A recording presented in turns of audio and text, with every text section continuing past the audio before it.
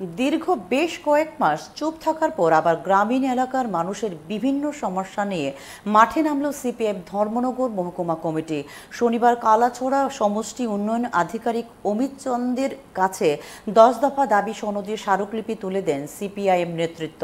তার আগে এদিন সুবিশাল মিছিল করে কালাছড়া ব্লকে পৌঁছান কয়েক শতাধিক কর্মী সমর্থক সহ নেতৃত্ব। উপস্থিত ছিলেন রাজ্যের প্রাক্তন মন্ত্রী বিজিতা নাথ, ধর্মনগর মহকুমা কমিটির সম্পাদক অভিজিৎ দে।